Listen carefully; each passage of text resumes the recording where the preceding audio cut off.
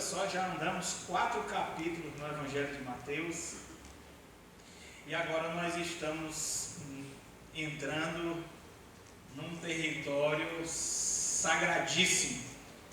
Sinto vontade de fazer como Moisés, tirar os calçados, porque não existe um texto nas Escrituras com uma concentração de verdade tão grande quanto o Sermão da Montanha.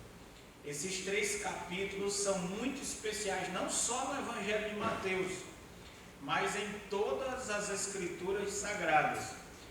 Não sei se você já percebeu, mas o Evangelho de Mateus ele é organizado em discursos. Então, o Sermão da Montanha sendo o primeiro deles, são 5 discursos. Capítulos 5, 6, 7, o primeiro discurso, Sermão da Montanha, precedido por narrativas. Aí você tem capítulo 8, 9, aí quando chega no capítulo 10, você tem mais um discurso de Jesus Cristo treinando os seus discípulos no ministério. Aí você tem Mateus 12, 13, aí 13 nós temos as parábolas, né? Mais um discurso de Jesus, ali aí você tem Mateus 14, 15, 16, 17, quando chega no 18, mais um discurso, um capítulo inteiro dedicado a um discurso. Mateus 19, 20, etc.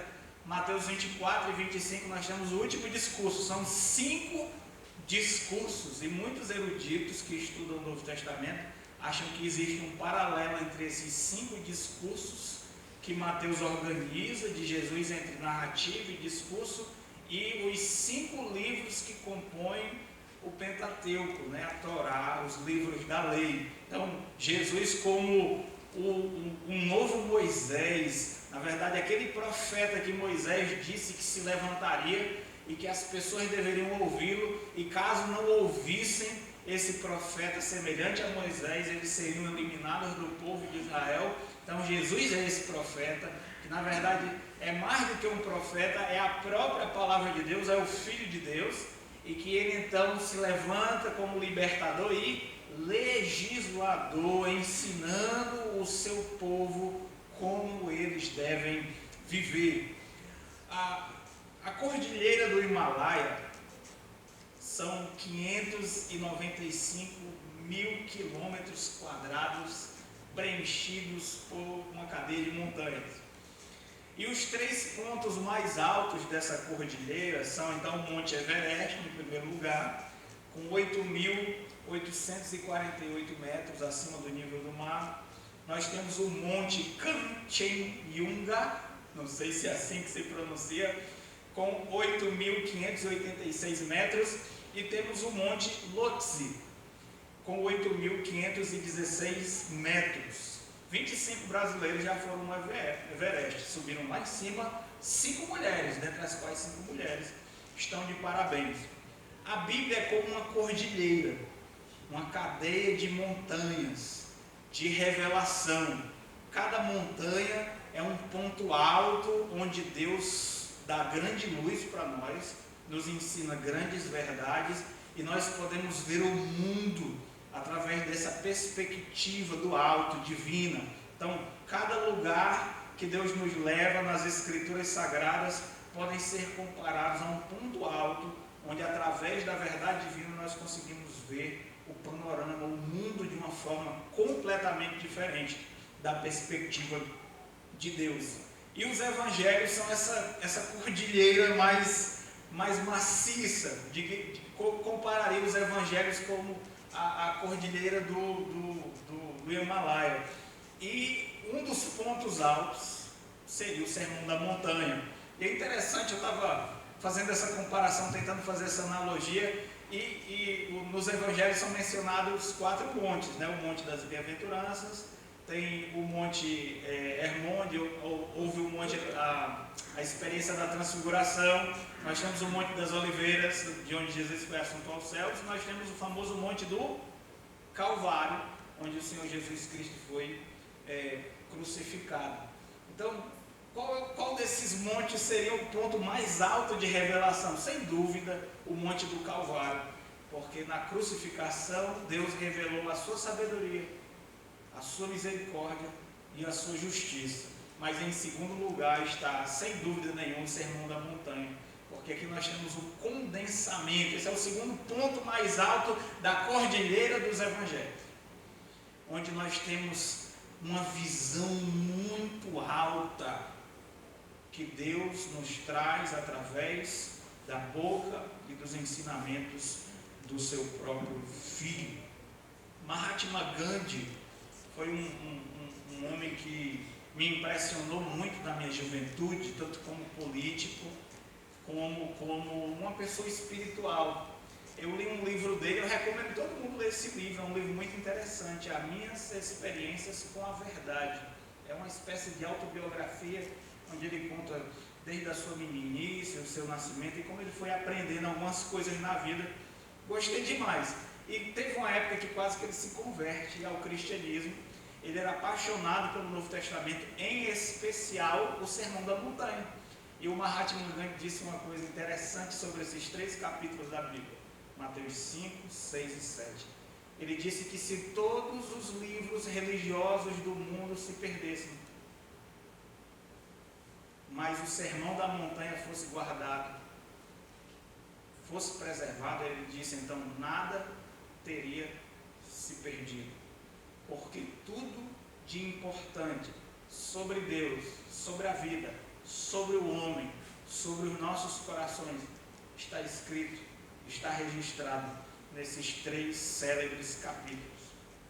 Outro estudioso disse que esses capítulos deveriam ser escritos com letras de ouro, para chamar a atenção dos leitores da grandeza das verdades que estão aqui contidas. E na minha própria experiência pessoal, eu acho que eu já falei aqui em outras ocasiões, o Sermão da Montanha foi muito importante para mim. No momento difícil da minha vida, o Sermão da Montanha foi o pão da minha alma. Foram os capítulos da Bíblia que eu conseguia ler nesse momento difícil da minha vida. Eu passei quase um ano inteiro lendo apenas estes 3 capítulos, vez após vez, vez após vez. E isso fez uma diferença tremenda. Eu consegui digerir muita coisa que uma leitura corrida não nos permite fazer.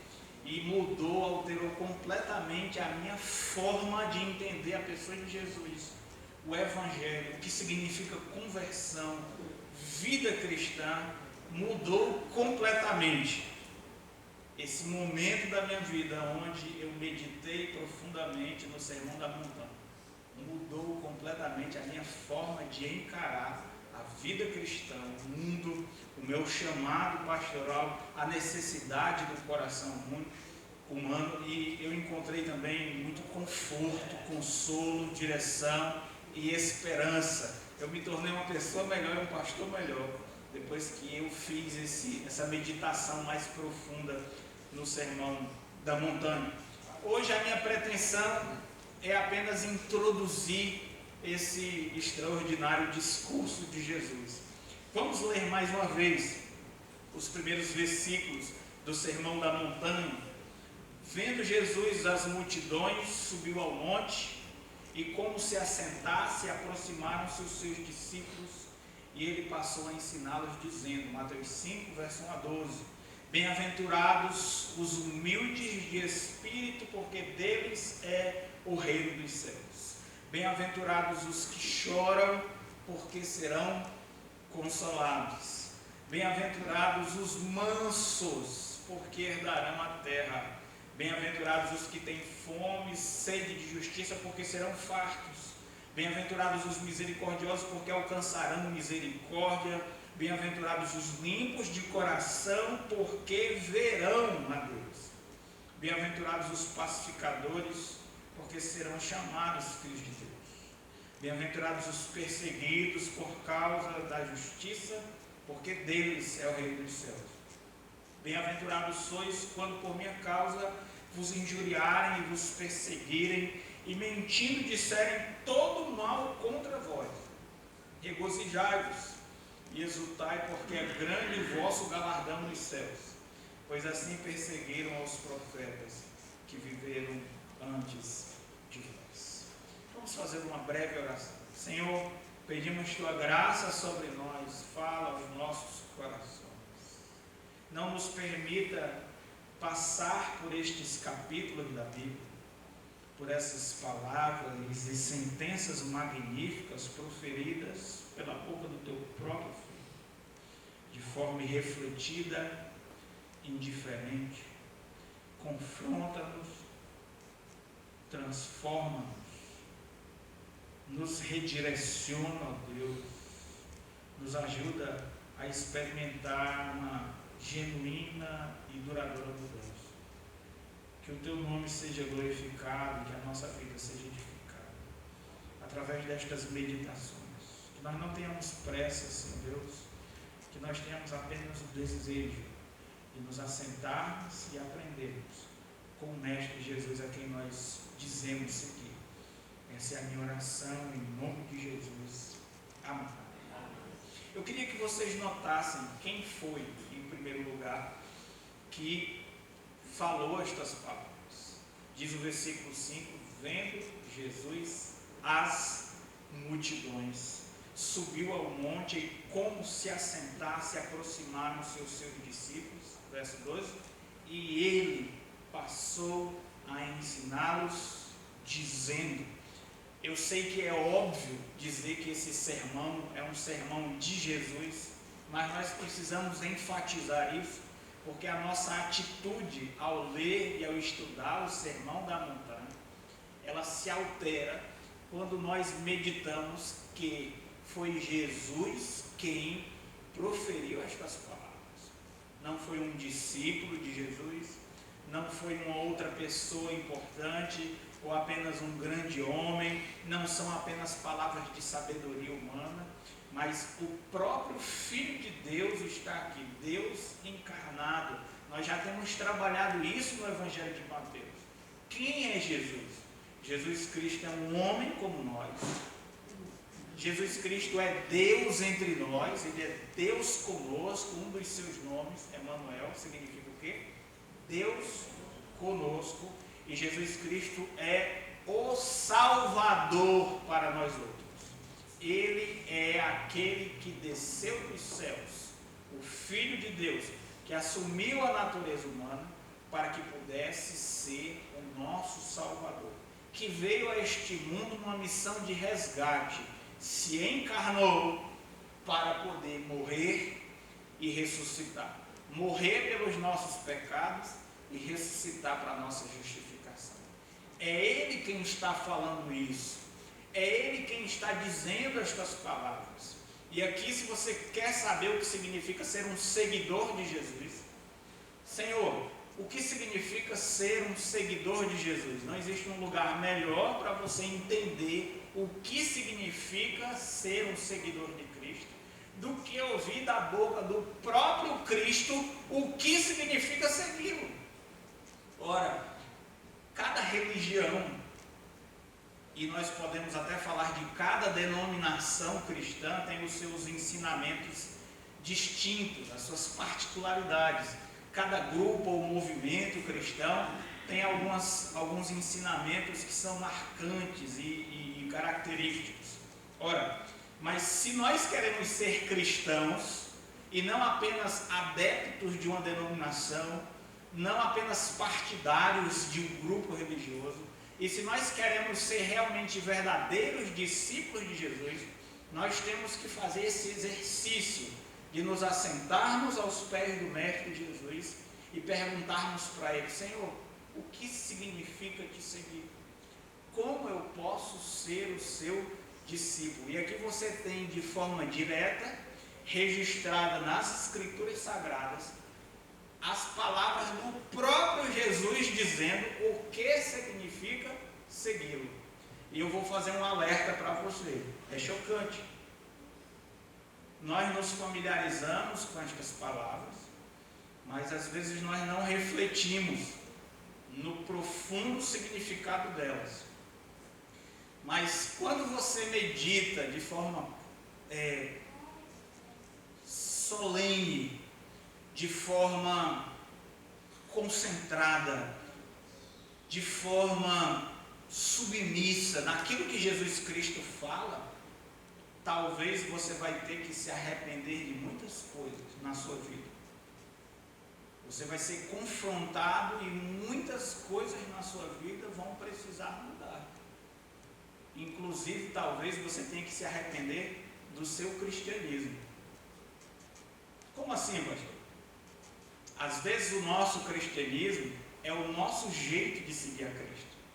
A nossa forma, como nós concebemos Jesus e como nós concebemos, nós mesmos concebemos como nós devemos segui-lo. E aí a gente acha que é cristão. Mas aqui no Sermão da Montanha, você vai ver o próprio Cristo mesmo dizendo o que ele disse sobre o que significa segui-lo. E isso pode desconstruir, destruir a religião de muitas pessoas. Quando a gente estuda o verdadeiro cristianismo, a gente olha para cá, para mim, Jesus dizendo o que significa ser um seguidor dele, muitos de nós vão precisar se arrepender daquilo que eles acreditam ser o seu próprio cristianismo, aquilo que a sua própria religião, que eles acham, que eles chamam de cristianismo.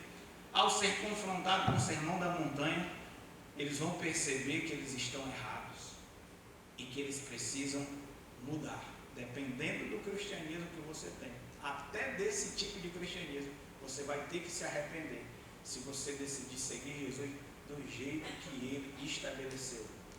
Quem gosta de revolução, aqui é um excelente lugar para a gente começar uma revolução. Não uma revolução destrutiva, não uma revolução de fogo, de bombas, de coquetel molotov, de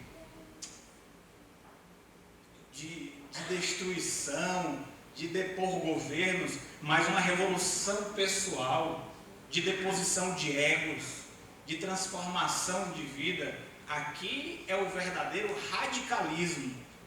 Quem quer ser radical, encontra aqui em Jesus declarações radicais sobre Deus, sobre a vida e exigências de tomada de posição. Mas lembrem, não é a Igreja Batista que está dizendo isso, não é a denominação A ou B ou algum intérprete da palavra que está declarando isso ou aquilo acerca de Cristo.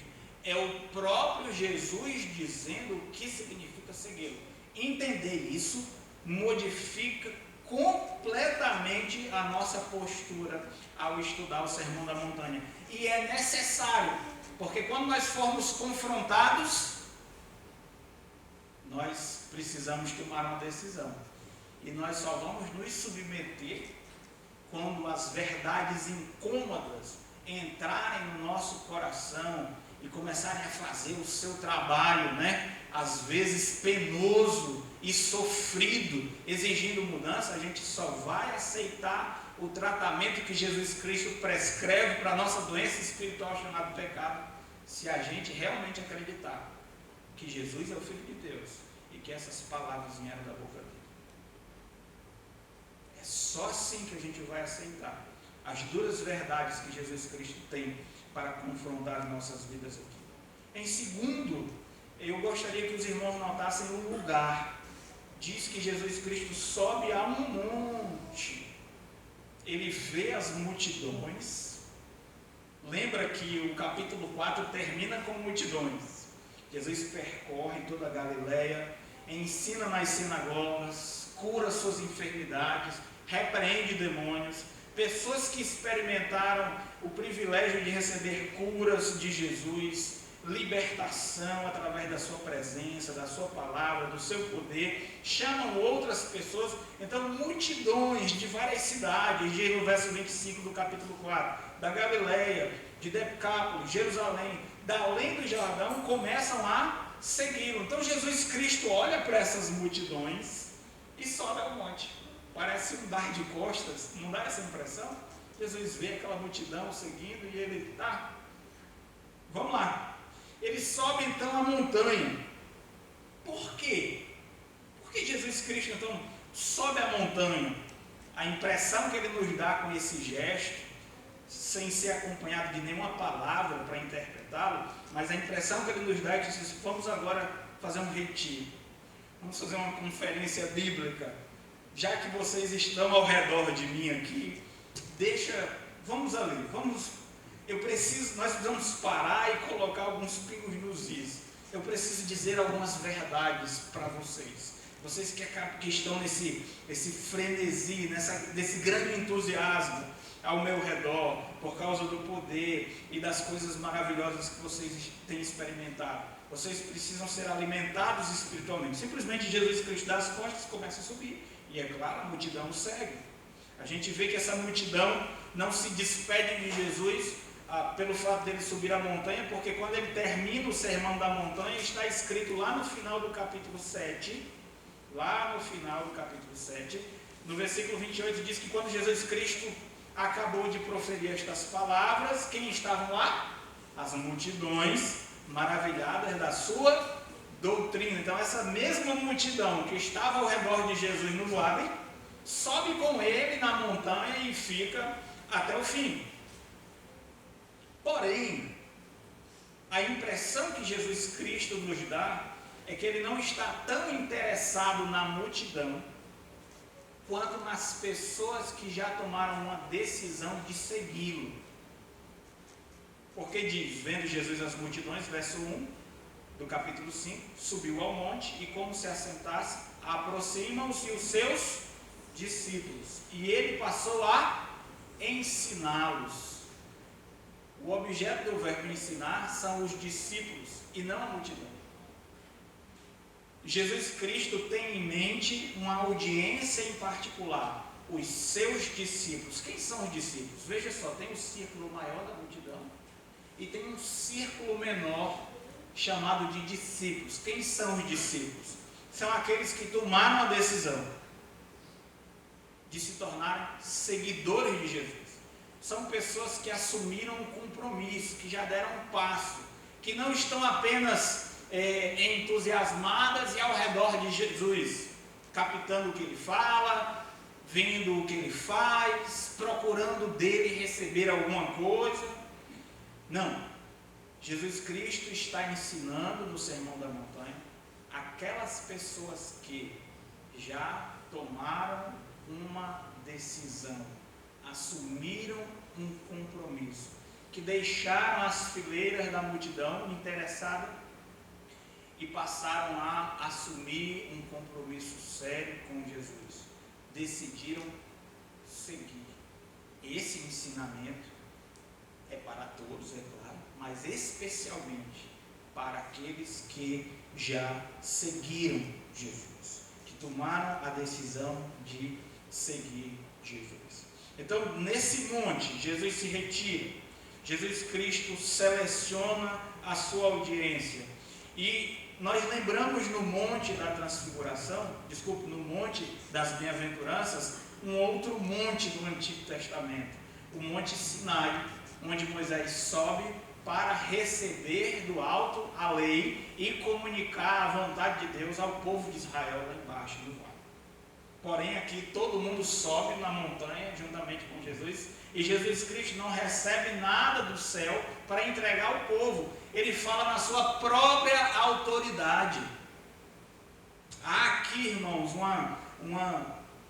uma espécie de continuidade entre o Antigo Testamento e o Novo Testamento. No Antigo Testamento nós temos uma aliança feita entre Deus e o povo de Israel, cujo mediador era quem? Moisés, o grande profeta. Agora no Novo Testamento nós temos uma nova aliança feita entre Deus e o seu povo, a igreja. E o mediador é Jesus Cristo. Só que esse mediador não é um ser humano como Moisés. Moisés foi um grande profeta, mas ele era apenas um homem. Jesus Cristo, ele é um profeta, mas na verdade ele é o grande profeta. E mais do que um profeta, porque ele é o próprio Filho de Deus. E enquanto que Moisés proclama a palavra de Deus na autoridade de Deus, Jesus Cristo proclama a palavra de Deus na sua própria autoridade, porque ele é o próprio Deus. E as multidões sentem isso no final, porque Jesus Cristo fala com autoridade, não como os escribas e fariseus. Quero que os irmãos notem também a solenidade das declarações de Jesus. Nós já lemos do versículo 1 até o versículo 12, que Jesus Cristo começa falando no Sermão da Montanha sobre felicidade. Bem-aventurado é. E ele dá então uma série de características das pessoas que são consideradas felizes do ponto de vista de Deus, não do ponto de vista do homem, não do ponto de vista pessoal. Eu sou uma pessoa feliz, eu me acho feliz.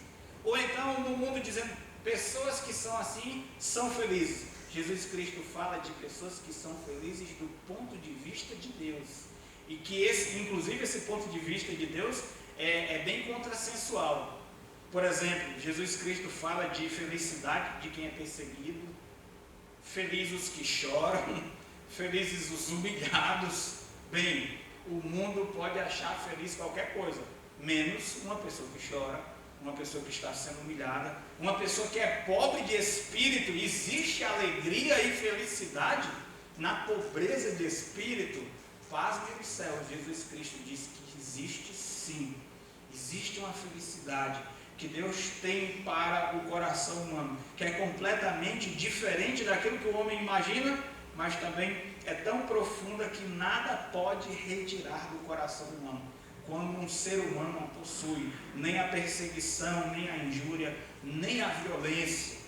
Jesus Cristo, do versículo 14 ao 16 do capítulo 5, fala então, depois de propor a felicidade para os seus discípulos, fala da missão dos discípulos do mundo, de ser sal da terra e luz. Depois Jesus Cristo, a partir do versículo 17 do capítulo 5, aqui eu estou fazendo uma espécie de apanhado geral, gostaria que vocês me acompanhassem nisso. Ele fala da justiça no reino de Deus. Esse inclusive é o grande tema do Sermão da Montanha. O que é viver uma vida justa, correta aos olhos de Deus? Versículo 20 do capítulo 5 diz assim: porque vos digo que se a vossa justiça não exceder muito a dos escribas e fariseus, jamais entrareis no reino dos céus. Então Jesus Cristo passa a citar aqui vários mandamentos conhecidos do Antigo Testamento, só que ele fala destes mandamentos com uma nova autoridade e com uma nova profundidade, mostrando que nós não devemos nos apegar apenas à letra da lei ou à superficialidade da obediência. Nós precisamos aprender a obedecer a Deus do fundo dos nossos corações. Só esse tipo de justiça é aceitável. Jesus Cristo nos chama a viver um tipo de amor que prova que nós temos o DNA divino. Que quando nós experimentamos esse tipo de amor no nosso coração, capaz de amar e perdoar os nossos inimigos, isso é uma prova de que nós temos um parentesco com algo, com um Deus superior, com o Pai Celeste. Mostra que de fato somos filhos de Deus. No capítulo 6, Jesus Cristo mostra que no desempenho das nossas atividades religiosas é possível que a gente incorra num pecado chamado hipocrisia. Jesus Cristo mostra que os seres humanos são excelentes atores e fazem da vida um palco. Ora, o teatro é uma arte. Ser ator é algo que louvável. Quanto melhor você desempenhar um papel, maravilha. Só que você não pode ser um ator na vida, porque no teatro a gente entra e sabe que aquela pessoa está desempenhando apenas um papel. Mas se você quiser viver uma vida com Deus desempenhando algum papel na vida real, você não está sendo um grande artista. Na verdade, você está sendo um grande hipócrita. E Jesus Cristo mostra que nós podemos ofender gravemente a Deus ao dar uma oferta. Nós podemos ofender gravemente a Deus quando a gente faz um jejum. E nós podemos ofender gravemente a Deus quando nós estamos orando, se nós não fizermos isso de uma forma sincera e reta na sua presença. Jesus ainda no capítulo 6 nos mostra que nós não podemos servir ao dinheiro e ao Senhor, e nós precisamos tomar uma decisão. Jesus Cristo condena a ansiedade como um pecado semelhante ao assassinato, ao roubo e ao adultério. Isso é incrível. Ele diz que isso é coisa de pagãos, que é justificável uma pessoa que não tem Deus como Pai viver ansioso. Mas nós que somos filhos de Deus, isso é inaceitável. E da mesma forma como ele proíbe acumular tesouros, como Ele proíbe o adultério, Ele proíbe que os seus filhos andem ansiosos e nos dá uma solução para a vida. Viver um dia de cada vez sem se preocupar com o amanhã. A nossa única preocupação deve ser fazer a vontade de Deus. Buscar o reino de Deus e a sua justiça, e Ele nos prometeu que enquanto nós nos preocupamos com Deus, Deus se preocupa conosco e satisfaz as nossas necessidades. No capítulo 7, Jesus Cristo proíbe o julgamento. Nos ensina a sermos seletivos quando nós queremos falar a verdade para as pessoas. Nos encoraja a orar. E no versículo 13 e 14 nos coloca numa encruzilhada, onde nós devemos tomar uma posição e escolher o caminho que nós vamos trilhar e a porta pela qual nós devemos entrar. No versículo 13 e 14 de Mateus capítulo 7, Jesus diz assim: entrai pela porta estreita, larga é a porta, espaçoso o caminho que conduz para a perdição, e são muitos os que entram por ela. Porque estreita é a porta e apertado o caminho que conduz à vida, e são poucos os que acertam com ela. Jesus Cristo coloca os homens diante de um destino eterno, a perdição e a salvação. Jesus Cristo declara à humanidade, em especial aos seus discípulos, mas aquela multidão toda ouvindo, que nós precisamos definir que caminho nós vamos seguir. E às vezes o caminho que a maioria segue é um caminho de perdição. Nós não devemos usar como critério para escolher o caminho que devemos seguir o seu conforto, a opinião da maioria, porque isso pode ser mortal. Muitos caminhos que são agradáveis no início, eles podem conduzir a situações de agonia e morte. É um eco de Provérbios capítulo 14, verso 20, que diz que há caminhos que ao homem parecem ser bons, mas no final deles há o quê? São caminhos de morte. Existem vários caminhos que podem levar você à perdição, mas só existe um caminho que leva à vida, e esse caminho é Jesus. Jesus Cristo nos fala dos falsos profetas, que vêm disfarçados como ovelhas, mas por dentro são lobos devoradores. Deixando claro que nem todo mundo que vem em nome de Deus, usando o nome de Deus, declarando ser enviado por Deus, é na verdade alguém de Deus. Lembrem-se que o diabo sabe usar a Bíblia, e sabe usar a Bíblia muito bem. O próprio apóstolo Paulo disse que assim como Jesus tem seus apóstolos, Satanás também os tem. E assim como Satanás, ele não vem como Satanás, mas ele se transfigura no anjo de luz. Os falsos apóstolos, os enviados pelo o príncipe das trevas, também podem aparecer para nós como pessoas que foram enviadas pelos próprios céus. Jesus ensina-nos a exercer o discernimento. Ele nos ensina a ler o coração das pessoas, essa parte interior que ninguém vê. Só Deus conhece perfeitamente o coração, mas Jesus Cristo nos dá dicas para a gente entender o que se passa tanto nos nossos corações como no coração das outras pessoas. Jesus nos ensina como distinguir uma pessoa boa de uma pessoa má.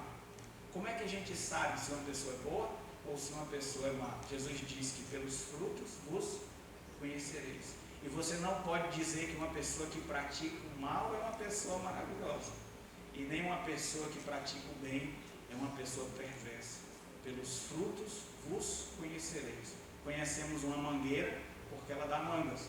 Conhecemos um homem de Deus porque ele tem uma vida piedosa. A sua linguagem e as suas palavras estão de acordo com a vontade de Deus. Nós conhecemos uma pessoa má, ela pode até fingir por um tempo, ela pode ter um comportamento artificial, ela pode colocar um manto de ovelha, mas um lobo vai se denunciar no final das contas, porque ele não vai segurar a onda, ele não gosta de comer capim, ele não gosta de comer grama, ele vai matar alguém, vai beber o sangue, comer a carne e chupar os ossos. É só uma questão de tempo, ele não vai conseguir fingir. Uma árvore falsa, ela pode ser muito parecida com a árvore verdadeira, mas uma árvore verdadeira é a única que é capaz de dar frutos. Uma árvore falsa, ela não consegue gerar frutos. verdadeiros. Então Jesus Cristo disse: você quer conhecer o ser humano? Olhe para a vida dele, veja o que ele faz, escuta o que ele diz. Uma árvore boa produz frutos bons, uma árvore má, frutos maus. Jesus Cristo adverte no versículo 21 do capítulo 7 que nem todo mundo que chama Jesus de Senhor, Senhor, entrará no reino dos céus, mas apenas aqueles que fazem a vontade do Pai. E existem milhares de explicações tentando fazer com que Jesus Cristo não tenha dito o que ele realmente disse. O que Jesus realmente disse é que a nossa confissão de fé não significa nada, a não ser que ela esteja comprovada com a nossa vida. Qualquer um pode dizer que Jesus Cristo é Senhor, mas só uma pessoa que faz a vontade dele é que pode falar isso de forma verdadeira. Assim a gente distingue o verdadeiro cristão do falso. Existe um evangelho falso que está sendo pregado por aí, que dá certeza de salvação para as pessoas que simplesmente aceitaram a Cristo e vivem uma vida completamente contrária ao evangelho. Cuidado, esse é um evangelho falso. Nós não somos salvos pelas nossas obras, mas uma pessoa que se converteu vai viver uma vida diferente. Se alguém está em Cristo, é uma nova criatura. As coisas velhas se passaram e eis que tudo se fez novo.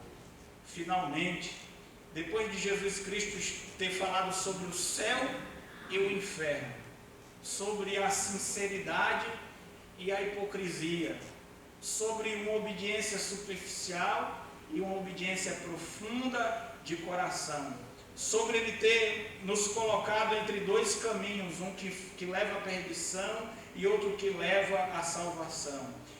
Depois que Jesus nos alertou do perigo de nós sermos travestidos de ovelhas, mas por dentro sermos lobos roubadores.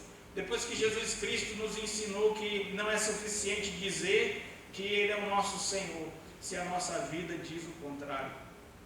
Ele diz que se nós ouvirmos as palavras que Ele acabou de proferir no Sermão da Montanha e colocarmos em prática, nós seremos como sábios construtores que construímos a casa da nossa vida sobre uma rocha, e nada poderá nos abalar. A vida, ela é muito traiçoeira, cheia de crises, e a gente nunca sabe quando será a próxima tempestade e nem a sua envergadura.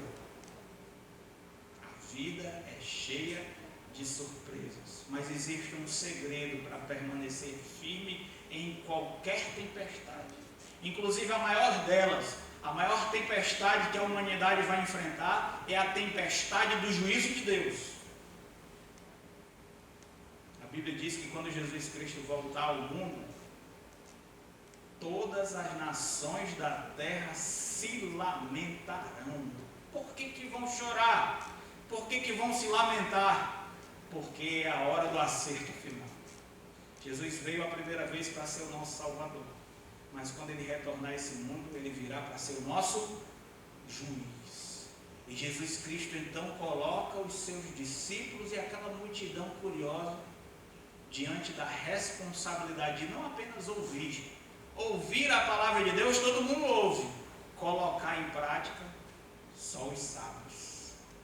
E esses Jesus Cristo promete são pessoas que estão à prova de tempestades. Eles ouvem e praticam a palavra de Deus. Mas aqueles que ouvem a palavra de Jesus Cristo acham bonita, admiram-se da sua autoridade, como todas aquelas pessoas que ouviram o Sermão da Montanha, mas não colocam a sua vida sobre ela, não tentam conformar a sua vida à palavra de Cristo, não fazem daquilo que Jesus Cristo disse o fundamento da sua existência. Cuidado, a sua vida pode ser muito bonita por fora, talvez até mais bonita do que uma vida que está alicerçada na rocha que é Jesus. Aparentemente a sua vida é maravilhosa, mas ela não é a prova de tempestades. Quando as crises vêm, quando os problemas surgem, quando a tempestade se abate, nós não temos firmeza para resistir. Por quê? Porque a nossa vida não tem fundamentos. Olha só a declaração de Jesus aqui. Quem Jesus Cristo pensa que é, para dizer que as palavras dele são o fundamento da existência do ser humano? Olha, quem ele pensa que é? Ele pensa que ele é quem ele é. Ele é o Filho de Deus. Sabe qual é o nosso problema, irmãos? É que às vezes a gente diz que acredita que Jesus é o Filho de Deus, mas na hora do vamos ver, isso não significa nada. Na hora de colocar em prática a palavra de Deus e dizer: essa é a rocha sobre a qual eu vou edificar a minha vida. Na hora de fazer isso, as pessoas declinam, dão para trás diante desse desafio. No universo de todos aqueles que escutam aquilo que nós vamos estudar ao longo de semanas que vem aí, talvez até meses, não se admire se a gente passar mais de 2 meses nesse sermão, porque aqui nós temos verdade concentrada e a gente precisa absorvê-la em gotas.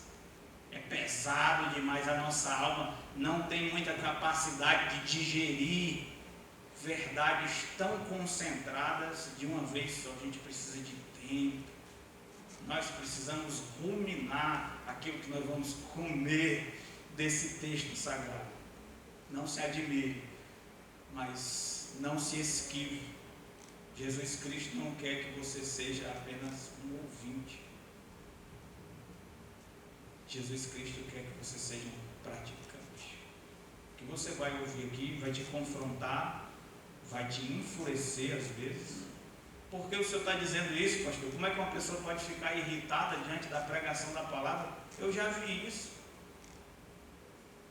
Eu já terminei mensagens baseadas no Sermão da Montanha, e quando terminou o culto, vieram homens me confrontar da igreja, escandalizados por aquilo que Jesus Cristo disse. Ficaram indignados porque eu falei na pregação aquilo que Jesus Cristo disse. E eu fechei a mão, disse: cai dentro. Eu não sou obrigado, eu não posso bater nos irmãos, tá? A Bíblia diz que o pastor deve ser cordato, não violento, mas a Bíblia também não diz que o pastor tem que apanhar, amém, irmão?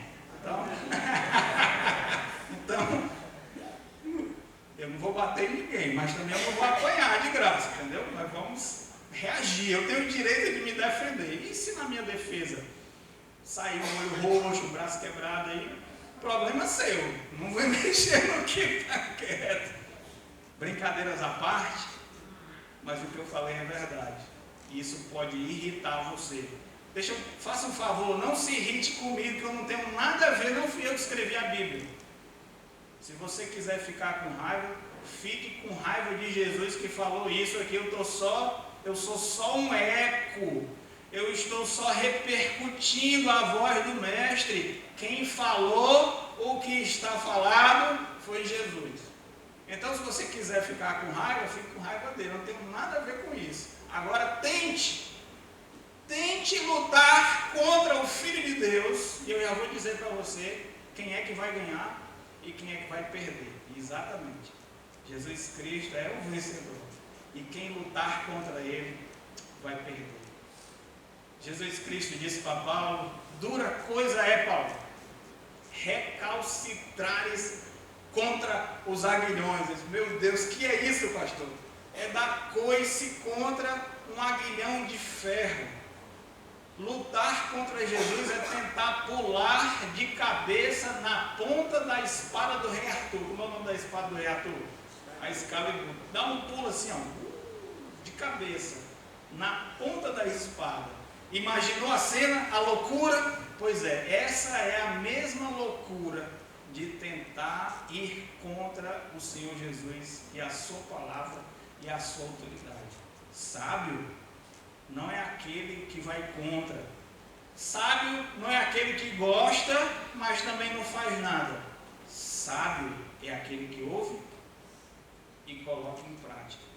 Irmãos, se a gente vir os próximos domingos e escutar a mensagem que Jesus Cristo tem para nós, nos ensinando o que significa ser um discípulo do Rei dos Reis, e a gente não fizer nada, nós estaremos atraindo condenação para as nossas próprias vidas. Pastor, você está me colocando contra a parede? Não sou eu que estou te colocando contra a parede, é Jesus. Todos nós vamos morrer, amém? E existe uma possibilidade da gente passar a eternidade longe de Deus. Jesus Cristo fala muito do inferno aqui, no Sermão da Montanha. Só para ele. Mateus 5, vamos lá, só para ti. Mateus 5, 20. Se a nossa justiça não exceder muito o dos escribas e fariseus, ele diz o quê? Jamais entrareis no reino dos céus. Você vai ficar de fora da glória, da bem-aventurança eterna. Se essa justiça que Jesus Cristo quer não acontecer na sua vida, você está fora. É isso que Jesus Cristo está dizendo aqui. Aí você diz,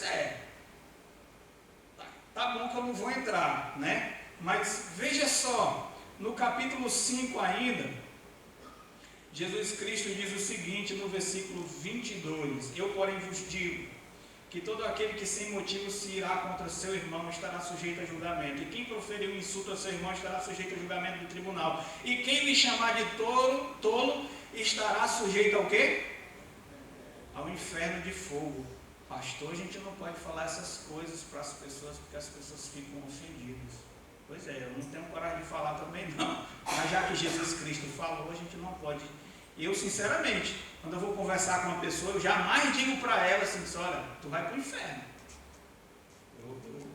Eu não gosto de falar isso.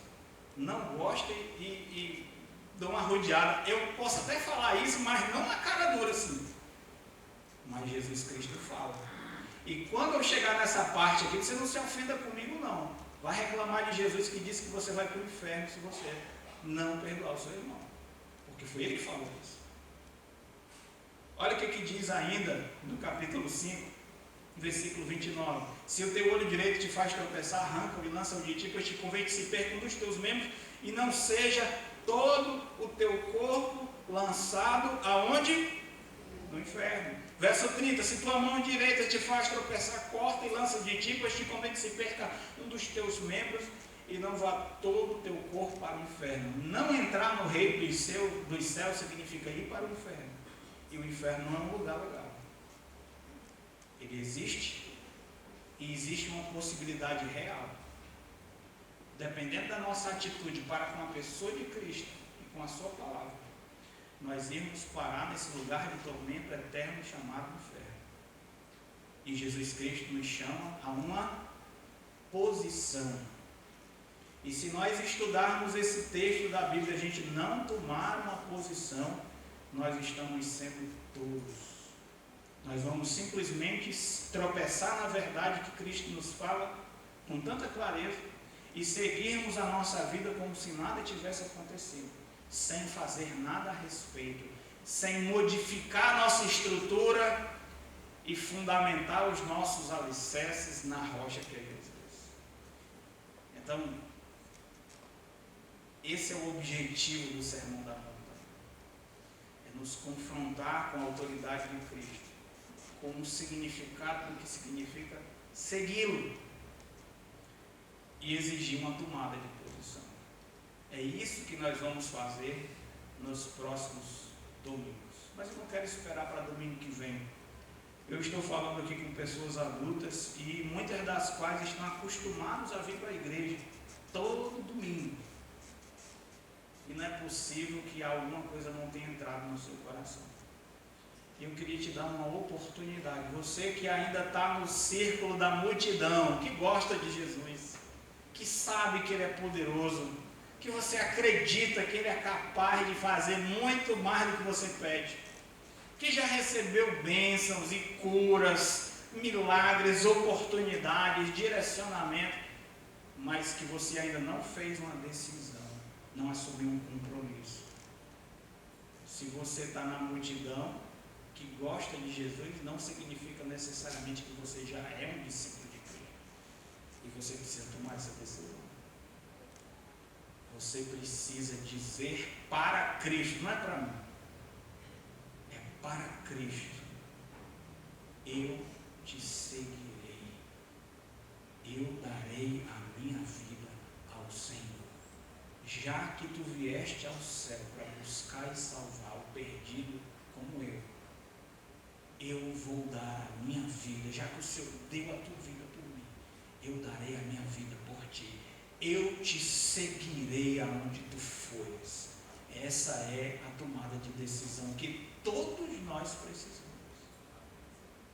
E eu queria saber se você quer fazer isso hoje, agora. Já entendeu o Evangelho, tem muita verdade no seu coração, e você sabe, Deus sabe, que o que está faltando para você é você se posicionar. Existe alguém essa noite que quer fazer uma tomada de posição, que quer dizer: Senhor, o que o Senhor quiser, do jeito que o Senhor quiser, na hora que o Senhor quiser, com a graça de Deus, com a tua ajuda, eu farei. Por ti eu darei a minha vida, porque tu deste a tua vida por meu pecado. Quem quer fazer isso nesse momento, fique de pé, vem aqui à frente. Não tenha vergonha de tomar uma posição ao lado de Cristo, porque Jesus Cristo não teve nem um pingo de vergonha de morrer por nós na cruz do Calvário. Ele chorou, suou gotas de sangue, foi humilhado, cuspido, escarnecido, ultrajado, crucificado, mas ele fez isso por amor. E ele foi até o fim. Ele poderia ter se livrado da cruz, mas se ele tivesse se livrado da cruz, ele não poderia nos livrar do castigo eterno. Ele precisou sorver até a última gota de sofrimento, para que nós pudéssemos ser os beneficiários da salvação que ele comprou com o seu sangue. E nós precisamos receber, e nós precisamos nos entregar. Não tenha vergonha. Existe alguém? Vamos orar. Senhor Deus e Pai, eu quero agradecer o Senhor pela tua palavra. Te agradecemos porque Jesus Cristo tem a coragem, a ousadia, porque é Deus, e inclusive o direito de nos confrontar. E nós temos o dever de tomar uma posição, de assumirmos um compromisso e de nos submetermos ao Rei. Que a tua palavra venha fazer efeito nas nossas vidas. Venha tirar o nosso sossego caso nós estejamos em desobediência. Venha fazer-nos perceber a nossa pobreza espiritual. Venha nos humilhar. Venha nos amansar, removendo a nossa rebeldia, colocando no nosso coração uma sede, uma fome insaciável de justiça, transformando as nossas vidas, nos dando paz e nos fazendo instrumentos da tua paz, sendo receptáculos da tua misericórdia, sendo também instrumentos da misericórdia, purificando os nossos corações para que nós possamos viver em comunhão constante e alegre com o Senhor. Enquanto isso, tenhamos a paciência de sofrer o que for necessário pela causa do nosso Senhor Jesus Cristo. Nós não queremos, ó Deus, sermos lobos travestidos de ovelhas, mas queremos realmente ser mansos cordeiros, seguindo o bom pastor que é Jesus. Não queremos ser árvores frondosas desprovidas de frutos. Nem queremos, Senhor Deus, trilhar um caminho largo junto com a multidão, alegremente, mas que no final dele estamos sendo conduzidos à perdição eterna. Não queremos fazer parte do grande número de pessoas que admiram as palavras de Cristo, que reconhecem a sua sabedoria, a sua autoridade, mas que não fazem da palavra de Jesus o alicerce da sua existência, porque isso não é sabedoria. São aqueles que ouvem e praticam, são aqueles que sobreviverão às tempestades da vida e à tempestade do juízo eterno, porque estão em Cristo e na sua palavra, e por isso são inabaláveis. Em nome de Jesus, essa é a minha oração. Amém. Amém.